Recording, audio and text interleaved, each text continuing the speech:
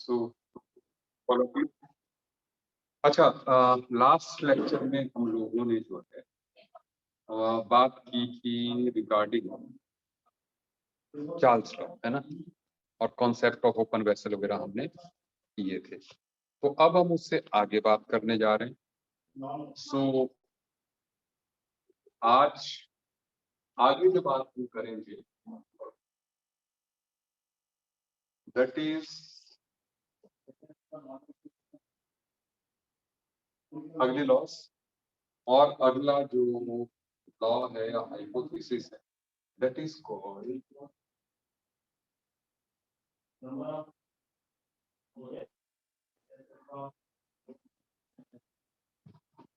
Avogadro's hypothesis.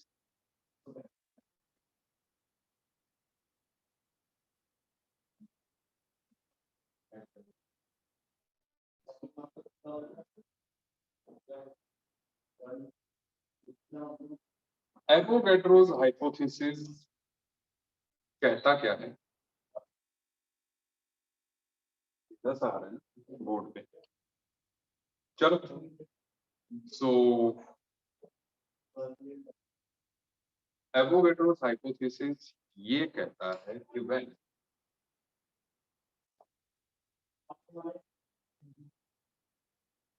P and T are constant,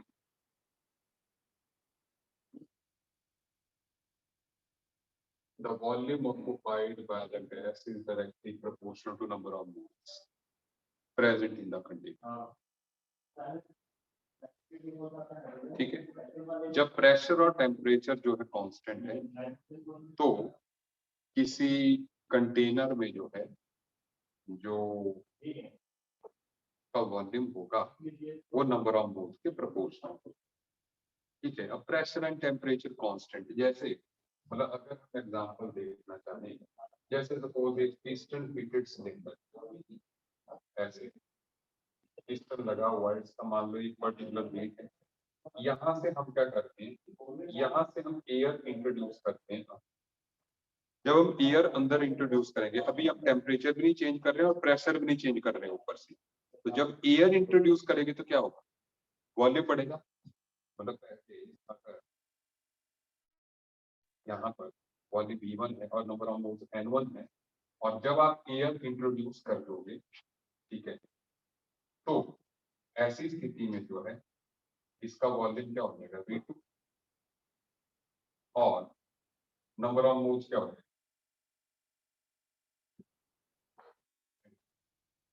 ठीक है। जब आप एयर इंट्रोड्यूस करोगे तो ये मान लीजिए कि जब एयर पहले अगर ये था एयर इंट्रोड्यूस करोगे N2 नंबर ऑफ मोल्स होगा, सही बात है, पिस्टन ने ऊपर ही उठना है, ठीक है।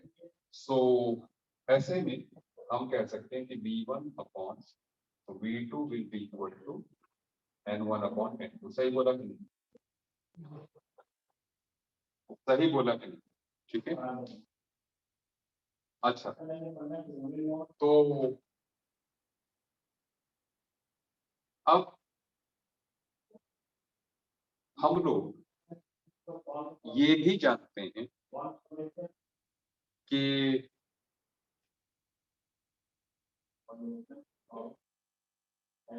वी नो, क्या जानते हैं हम, at STP 1 mole of ideal gas occupies 22.4 litre. सही बोला है ना? STP पे, STP मतलब टेम्परेचर जो है कितना, 273 केल्विन, और प्रेशर कितना, 1 एटमॉस्फेयर। सही बात है, या 1 बार जो है, तो एक मोल जो है 22.4 लीटर ऑक्यूपाई करती है। ये तो हम मोल कॉन्सेप्ट के जमाने से जानते हैं, सही बात है, तो ये टर्म हमारे लिए नहीं। तो मतलब अगर एक मोल 22.4 लीटर करता है तो दो मोल जो 44.8 लीटर करेंगे अगर टेम्परेचर और प्रेशर हम कांस्टेंट रखेंगे, स्टैंडर्ड टेम्परेचर एंड प्रेशर। आपको मेरी बात समझ में आ रही है? ओके, अच्छा। अब इसके बाद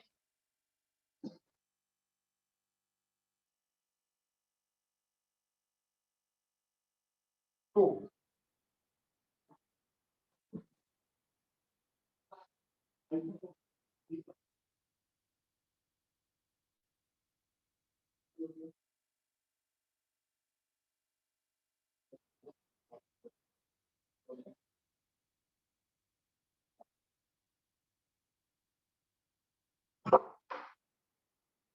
ओके, तो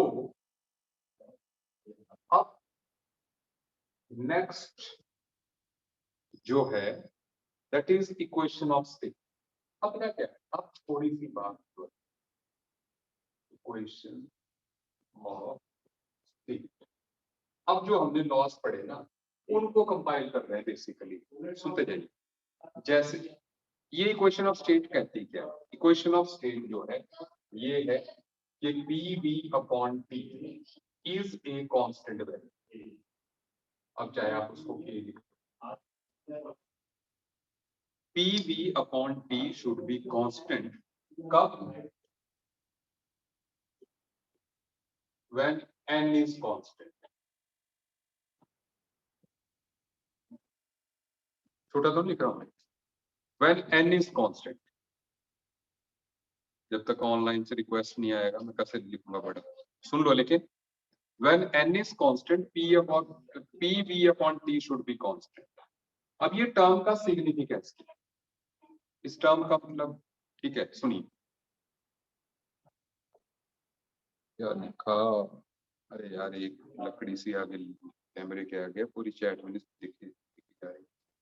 चलो कोई बात, सुनो सुनो सर, हाइपोथेटिकल का मतलब क्या है? अच्छा हाइपोथेटिकल का मतलब क्या है? हाइपोथेटिकल का मतलब है इमेजिनरी, है ना? अच्छा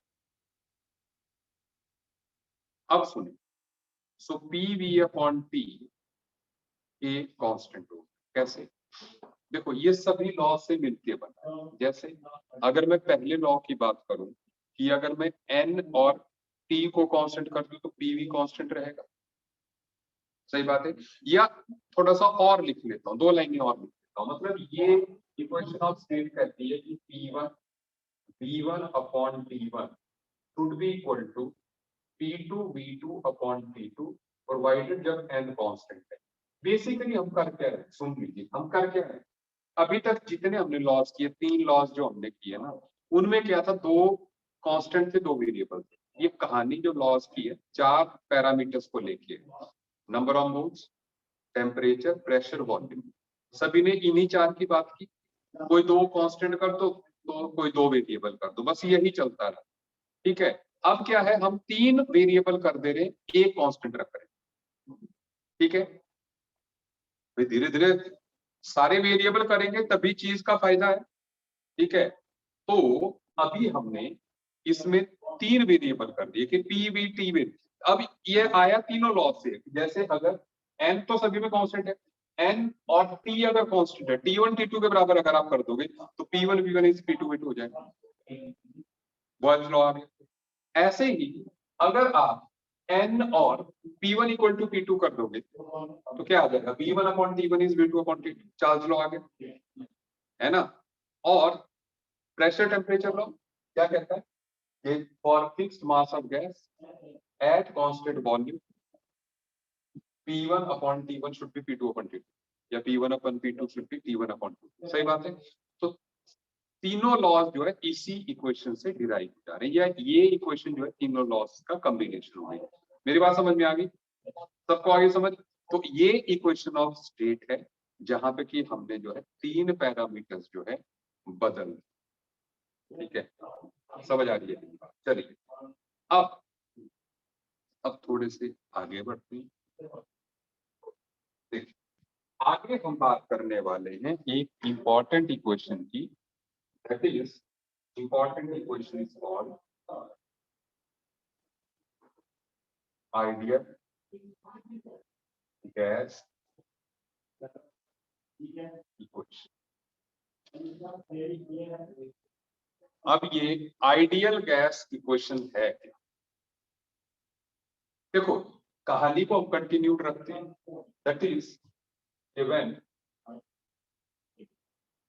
n is constant,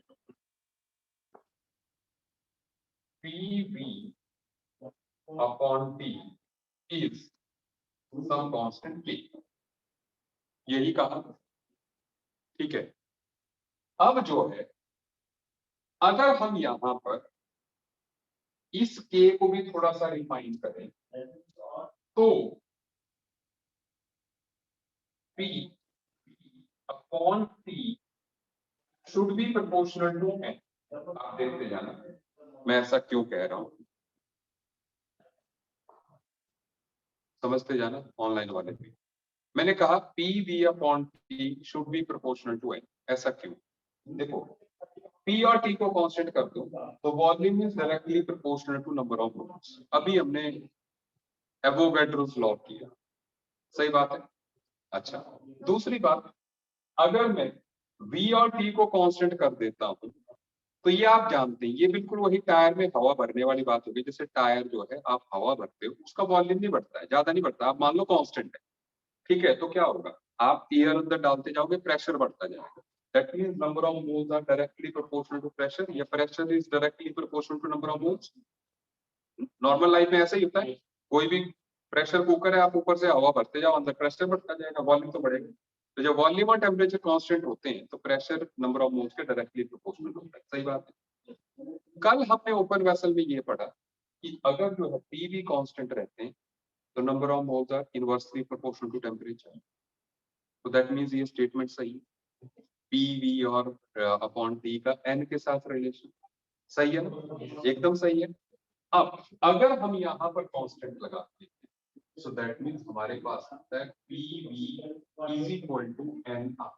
R is constant, ठीक है। R क्या है, R को बोलते हैं ideal gas.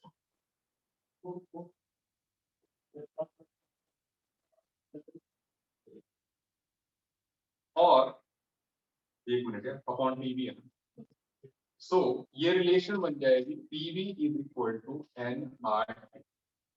This equation is called ideal gas equation।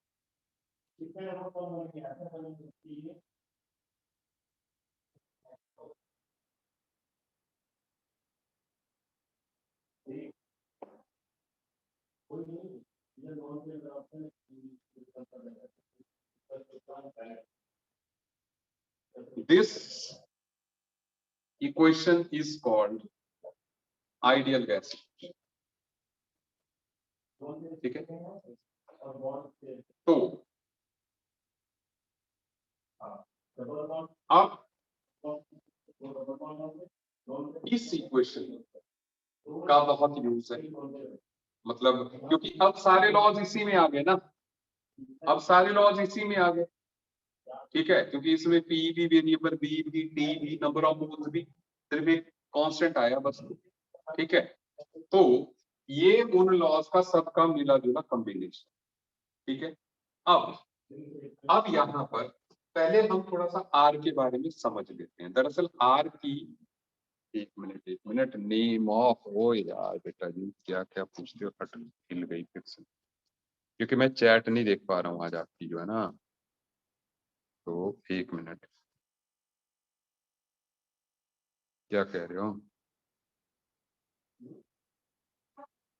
Name of an ideal gas.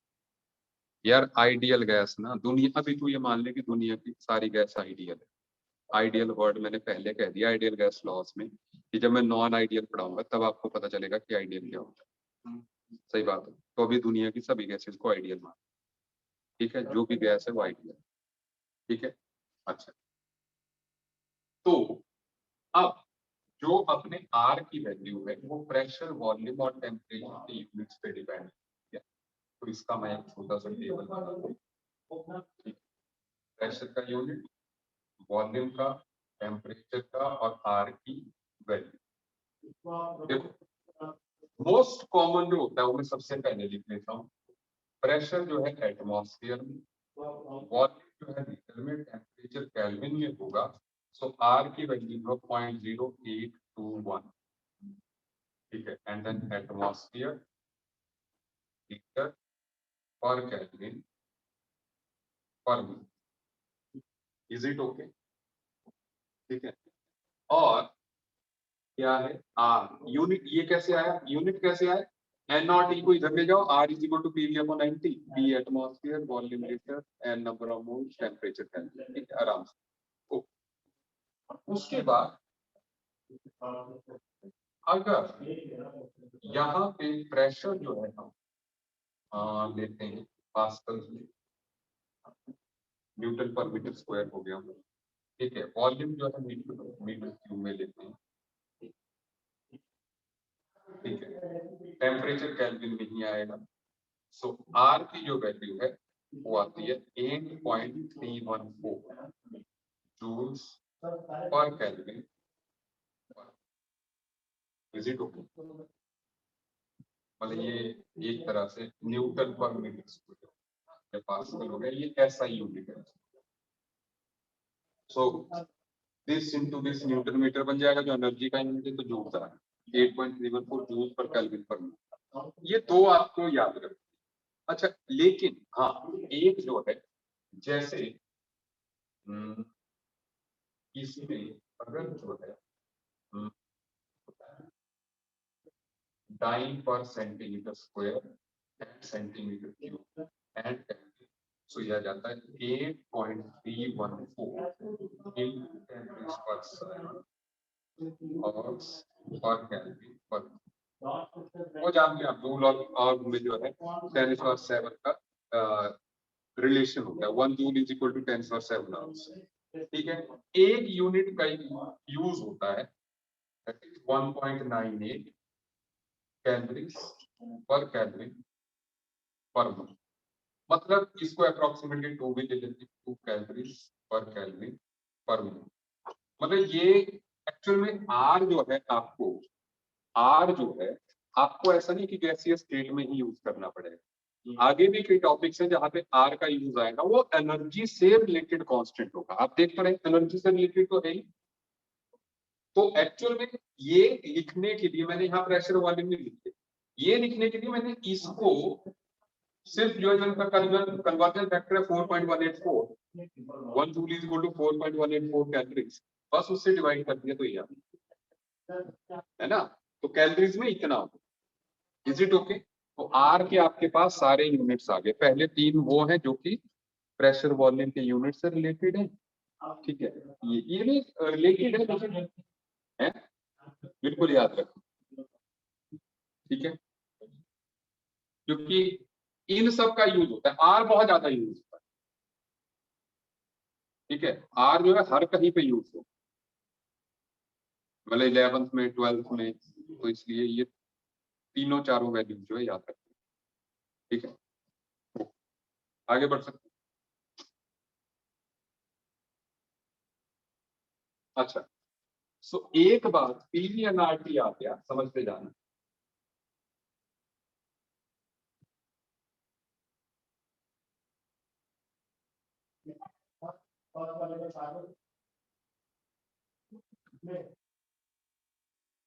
अब आप जानते हैं as number of moles are equal to weight upon molecular weight, सभी लोग जानते हैं।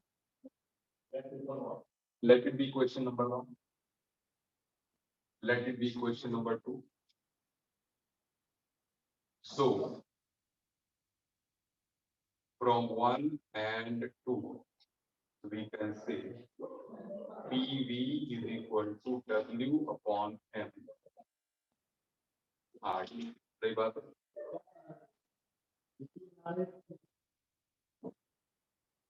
सही बात है, okay, and P is या M is equal to W by V RT upon, लिख सकता हूँ ऐसे, वेट अपॉन वॉल्यूम क्या होता है, density, so M is equal to dRT upon T। हम मोस्ट सुनते जाइए, हम मोस्ट कॉमनली जो है, क्योंकि मैंने कहा मोस्ट कॉमनली हम ये टर्म्स यूज करते हैं, तो अगर आप आर की वैल्यू 0.0821 यूज कर रहे हैं, टेम्परेचर आप केल्विन में, प्रेशर आप एटमॉस्फेयर में, मॉलिक्यूलर मास आपका आता है ग्राम पर मोल में, तो डेंसिटी आप जो है ग्राम्स पर लीटर में लें। अब ये ग्राम्स पर लीटर, वेट आप ग्राम्स में लेते हैं, वॉल्यूम लीटर में। जनरली जो डेंसिटीज दी होती है ग्राम्स पर एमएल में दी होती है। आपको याद आ रहा है? ठीक है, थोड़ा सा आउट ऑफ कॉन्टेक्स्ट जा रहा है ये।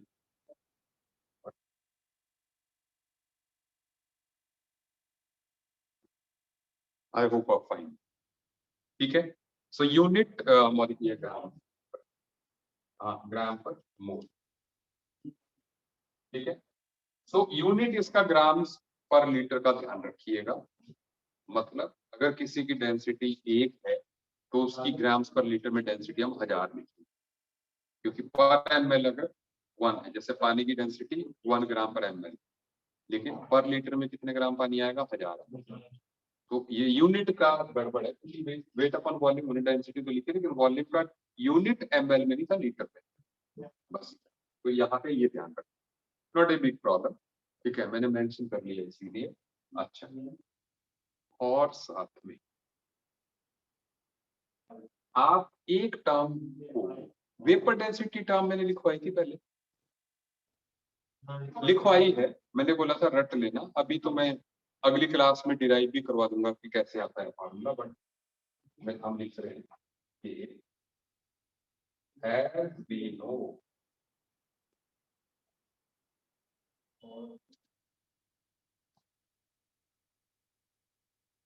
vapor density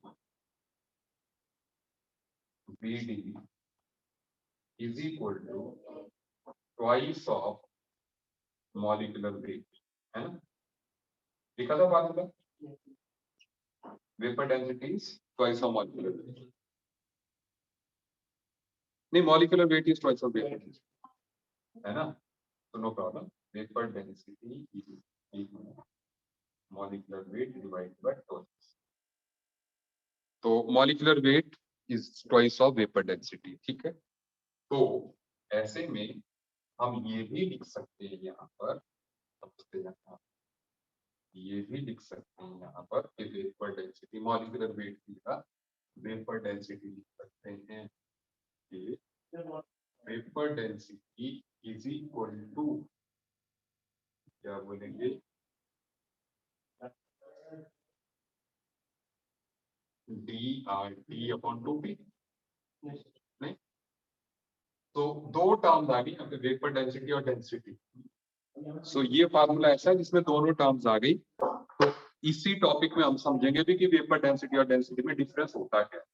अभी ऐसा रखते हैं, क्योंकि वेपर डेंसिटी तो सीधे आ जाती है। किसी का मॉलिक्यूलर वेट 42 है तो इसका मतलब 21 की वेपर डेंसिटी, आधी कर लो सीधे, डेंसिटी मास अपॉन वॉल्यूम होता है। तो अभी हम रिलेट करेंगे, दोनों बिल्कुल ही अलग अलग चीजें हैं, सिर्फ नाम एक जैसा हो गया, लेकिन इसका मतलब ये नहीं है कि भाई उनका कोई रिलेशन है, डेंसिटी होती है। ठीक है, अच्छा, ओके, तो फार्मूले पढ़े हुए, ठीक है, इक्वेशन ऑफ स्टेट हो गई, आइडियल गैस इक्वेशन हो गई। ठीक है, तो अब बात ये इनसे रिलेटेड सवालों की, एनसीईआरटी तो लाई हुआ, तो एक 10 सवाल जो है एनसीईआरटी का करते हैं। लिखो,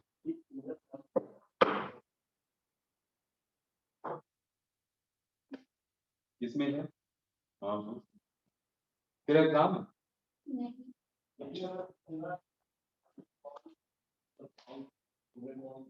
क्या नाम है तुम्हारा? आशिका और सौम्य।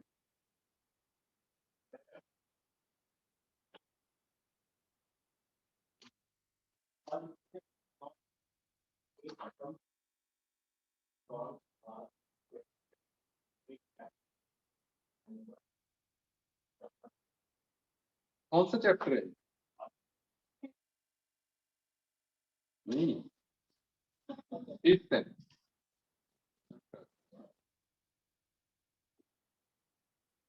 तो बिल्कुल हम उसी सीक्वेंस पे चल रहे हैं जिस सीक्वेंस पे आपके दिया हुआ है। क्या बात है, बहुत बढ़िया। वो आइडिया क्वेश्चन भी दी हुई है, वो हमारी बेस जो है बहुत बढ़िया है।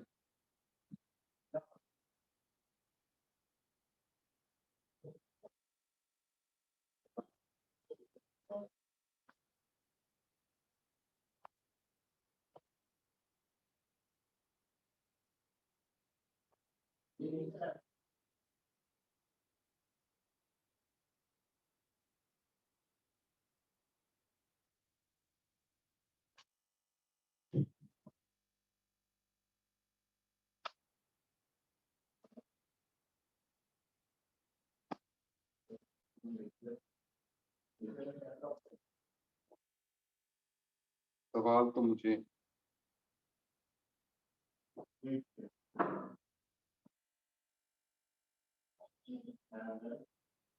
बड़े दिखते हैं, लेकिन चलिए हम जो 5.10 है उसको अटेम्प्ट करते हैं।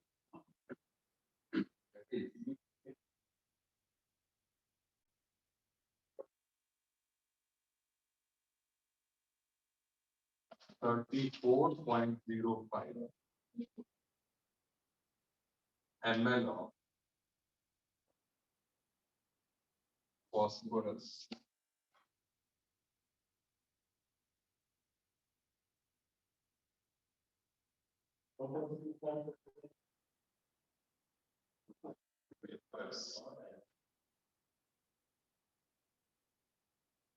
with 0.0625 grams at 546 degrees Celsius and one bar को आप 1 एटमॉस्फेयर ले लो, लगभग 1.085 का कन्वर्जन होता है, 1 भी ले लो and 1 bar pressure.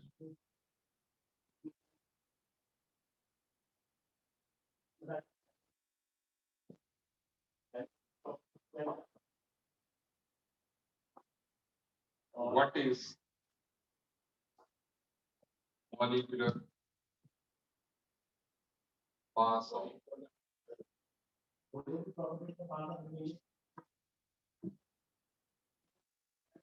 phosphorus?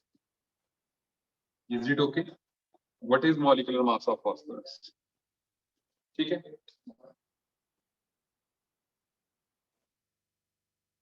bold, very blur, no problem, note कर, मैं लिखवा दूं।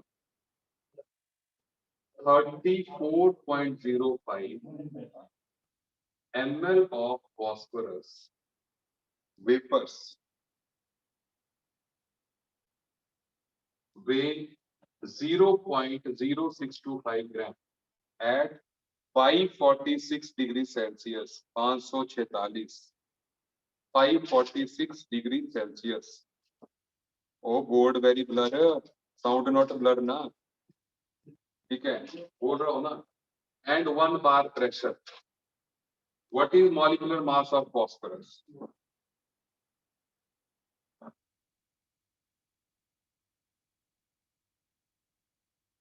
ठीक है, सुन ली लैंग्वेज, मैं समझ गया उधर रिफ्लेक्शन आ रही है एक जगह से, बट इस टाइम पे कुछ नहीं किया जा सकता।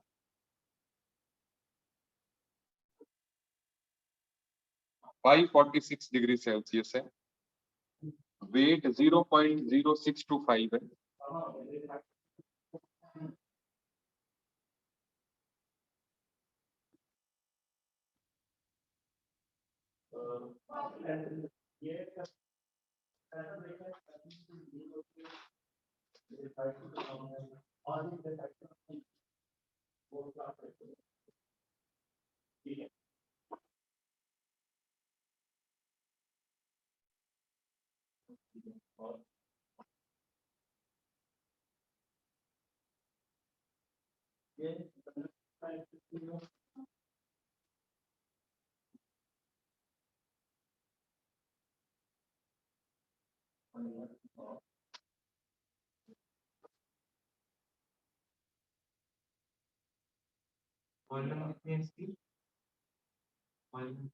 कितनी लिख रही है? 34.05 ml।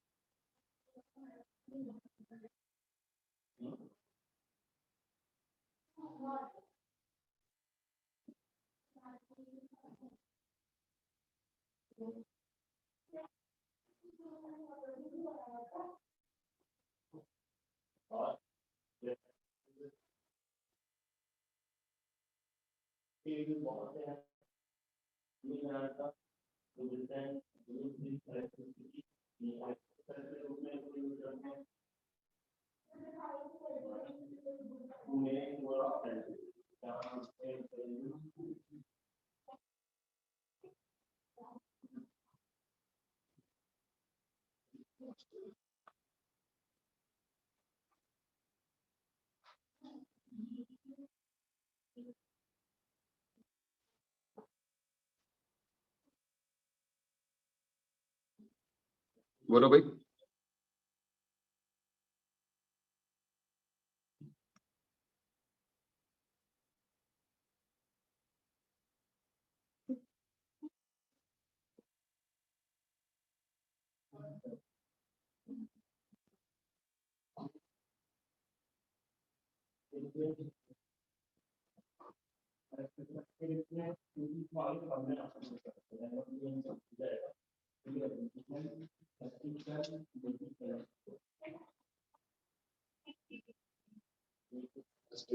आउट ऑफ बोर्ड तो नहीं यार नहीं।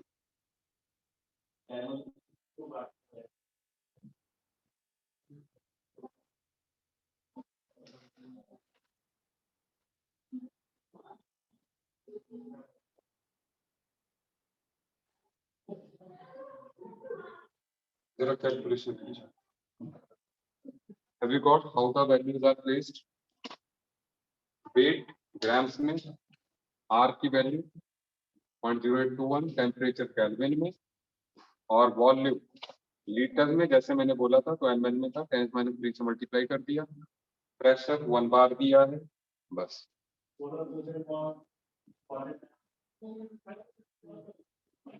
आंसर बताइए।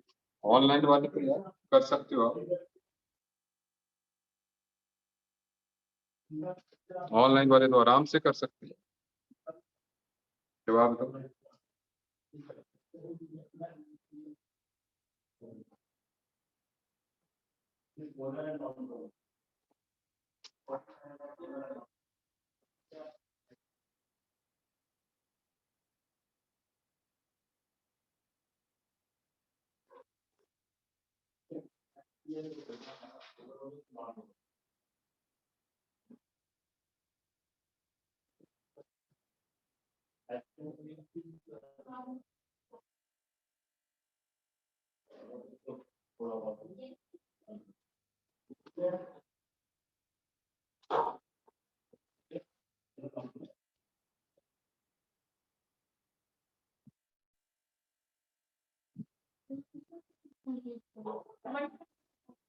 ऐसा आएगा लगभग, मतलब मुझे लगता है लगभग 124 आना चाहिए।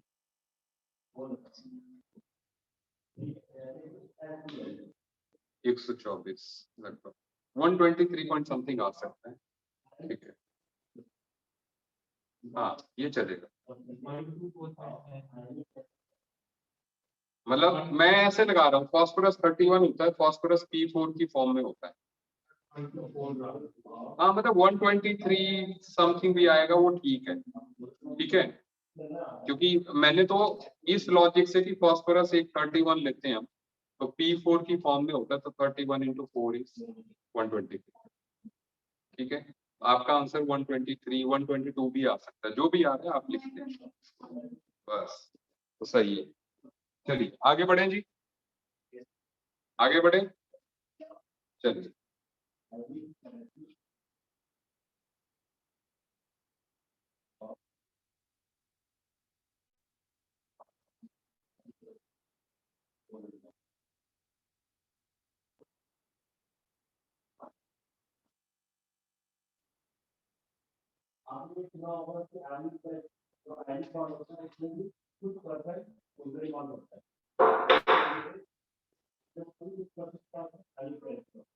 फाइव पॉइंट 17 क्वेश्चन, इसको भी देख लेते हैं।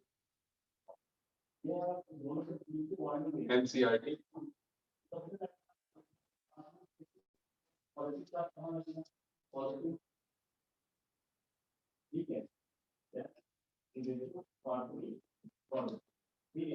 Calculate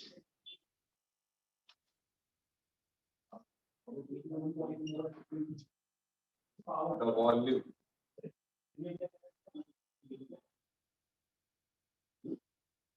occupied by 8.8 gram of CO2 at 31.1 degrees Celsius and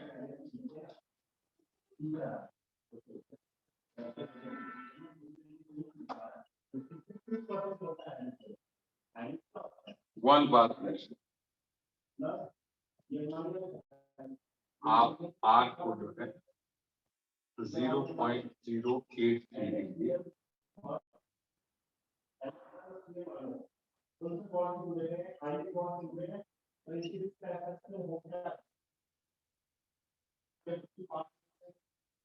ठीक है, 0.083 बार पर डेसीमीटर, बार डेसीमीटर क्यूब। ठीक है, सो R को आप जो है 0.0821 की जगह 0.083 ले, वो R की वैल्यू थोड़ी बहुत अपनी मर्जी से चेंज कर सकते हैं, कॉम्पिटिटिव एग्जाम में भी चेंज कर देते हैं ताकि आपका आंसर इंटीजर में आ जाए। कई बार इंटीजर टाइप होता है ना, तो R की वैल्यू ऐसे एडजस्ट कर देते हैं कि इंटीजर आ जाए, तो इसलिए ठीक है, तो जो दी है हम वो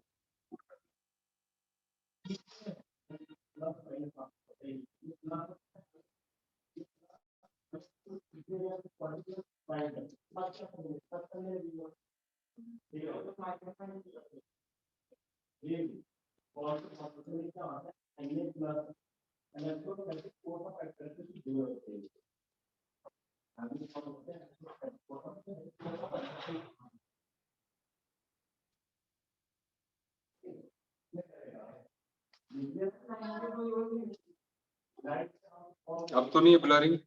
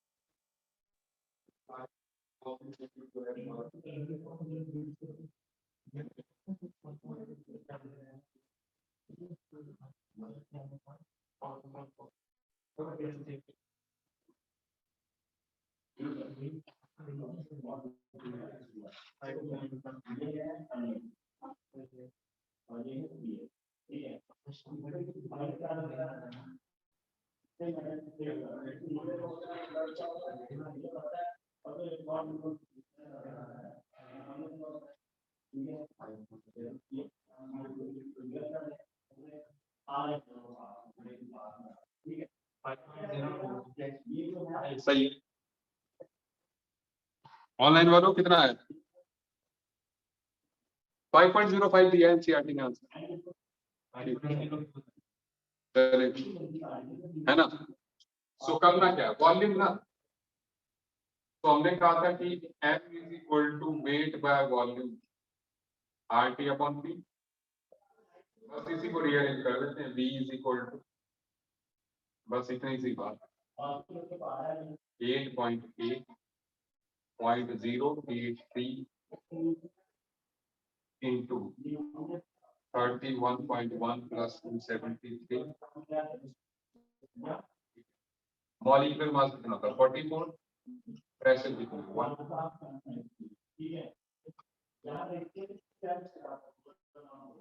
चलेगा ऑनलाइन वालों, समझ आ गई बात? ठीक है। सो इस तरीके से हमारी आइडियल गैस इक्वेशन जो है वर्क करती है ना, कि भाई यहाँ पे कोई भी लिमिट नहीं है, टेम्परेचर कुछ भी दे दो, वॉल्यूम दे दो, प्रेशर दे दो, मॉलिक्यूलर, मतलब एवरीथिंग इज वेरिएबल। अब वो रिलेशन नहीं रहा अभी इतने पे इतना, इतने पे, है ना।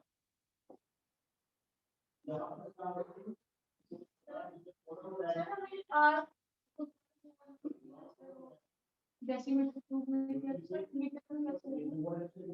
क्यूब इज लीटर, आप यूनिट को ध्यान दीजिए, है ना। 1 डेसीमीटर क्यूब इज 1 लीटर।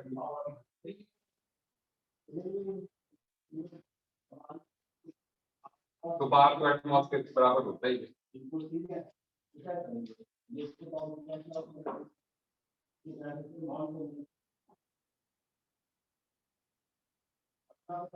क्योंकि अब पता क्या है, अब आप ये समझ जाइए, मतलब अब जो है आपके लिए न्यूमेरिकल्स का खजाना खुल गया एक तरह से, जैसे ही मैंने आइडियल गैस क्वेश्चन कराई। सो आप मतलब पैकेज मिल गया आप लोगों को? किसको कोई लेके आया? अच्छा, वैसे जो है मतलब मिल गया है, वहां पे प्रिंट हो चुका है। आप एक बार कंफर्म कर लेना बाहर मिल रहा है कि नहीं मिल रहा है, नहीं तो जो है जस्ट गिव ए कॉल, ठीक है ना, ताकि यहाँ पे अवेलेबल हो जाए नेक्स्ट क्लास, ठीक है। सो कहने का मतलब कि इससे जो है अब आप न्यूमेरिकल्स करने लग सकते, ठीक है। तो मतलब पैकेज स्टार्ट हो जाना चाहिए करना, ठीक है। चलिए अगला क्वेश्चन देखते हैं। सो एक क्वेश्चन देख रहा था,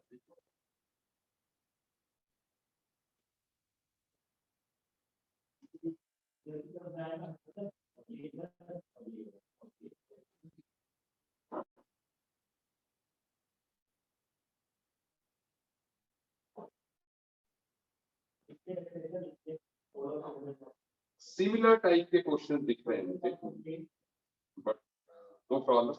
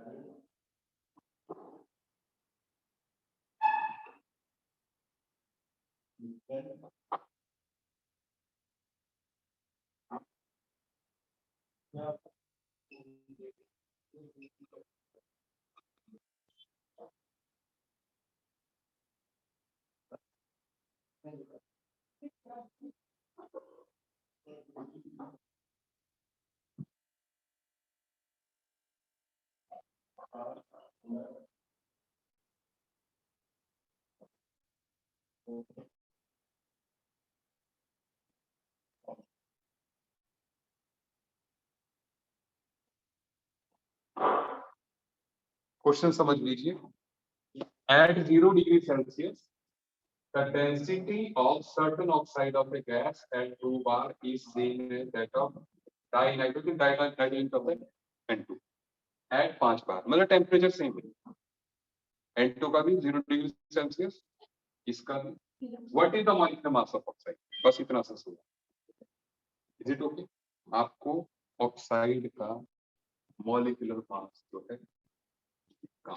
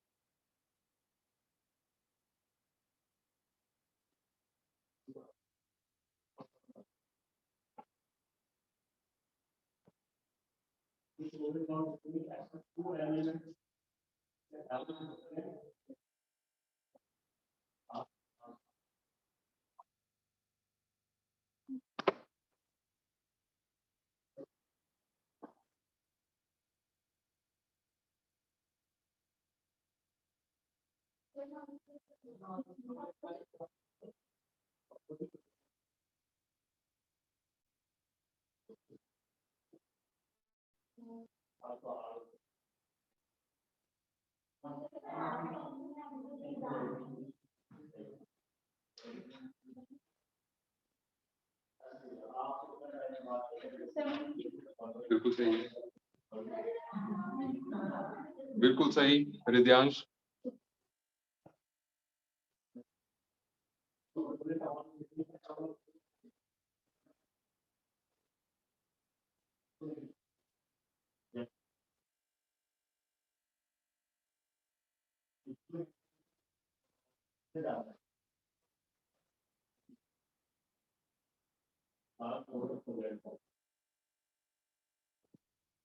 आगे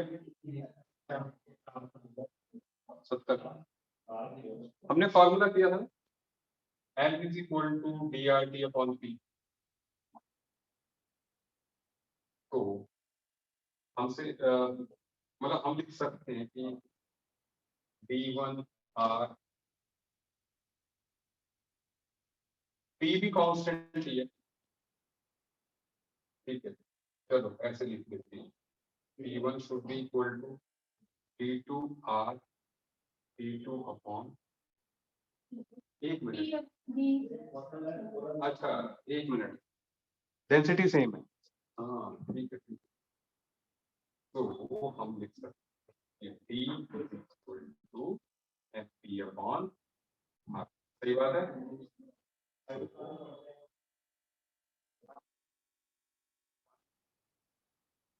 क्या D1 upon R, D1 should be equal to D2 R P। P भी सेम ही है, बस M1 इसका, चलो M1 मालूम निकाला, into 2 is equal to M2 इतना, बस।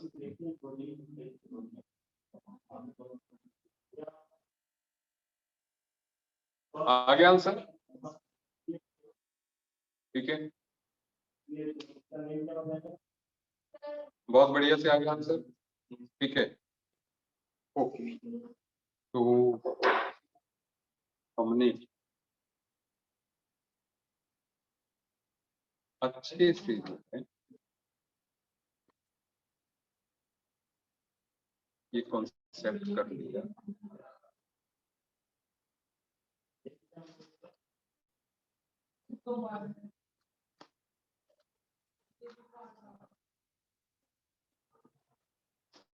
तो अब चलिए आज हम करेंगे इतना ही,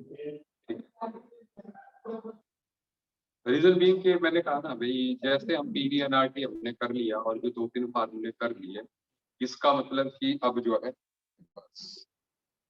मतलब ये टॉपिक का एक तरह से 40% हो गया इतना हमने किया, और इससे रिलेटेड जो थॉट पे जो क्वेश्चन बनेंगे लगभग 40% हमने कर लिया। 50% करने के लिए हो सकता है दो लेक्चर्स और लगे, दैट इज के वो 60% हो गया वो एक तरह से, या 70 हो गया लगभग। फिर 30% कंटेंट थोड़ा सा बोरिंग है, इसका बोरिंग नहीं मतलब अंडरस्टैंडिंग वाला, बट ऐसे मजे वाला नहीं है, ऐसा बिल्कुल नहीं है, ठीक है। तो कल हम करेंगे Dalton's law of partial pressure, और उसके बाद परसों जो है ग्राम्स लॉ ऑफ डिफ्यूजन, ये दो लॉज जो है मोस्ट प्रॉपर्ली एक एक लेक्चर जो है लेंगे। हाँ, तो तूने जाना मैथ की क्लास, ठीक है।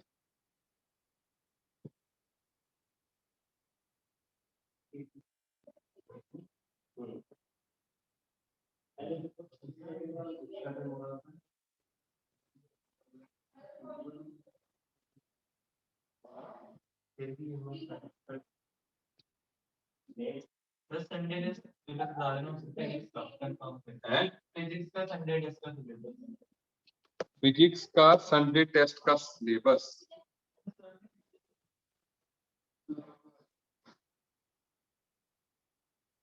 फिर अच्छा केमिस्ट्री का क्या है? अच्छा स्टेट्स ऑफ मैटर कल की क्लास में जो हम बताएंगे, ठीक है। और आज दिन क्या है? ट्यूसडे, और अभी 2 क्लासेस लगभग और आएंगी। आर के सर की आई? अच्छा अच्छा, कोई बात नहीं। तो यहाँ तक भी अगर एक टेस्ट हो जाएगा ना, काफी बढ़िया क्वेश्चन बन जाएंगे, ठीक है। टेस्ट तो इतने से बन ही जाएगा, बट अगर ग्राम्स मतलब अगर हम डाल्टन लॉ पार्शियल प्रेशर जोड़ देंगे तो और ज्यादा हो जाएगा, ठीक है। मैं अभी करवाना नहीं चाहता है, मतलब बहुत ज्यादा ऐसे फास्ट। चलिए, सो आज इतना ही करें, ठीक है, काफी है।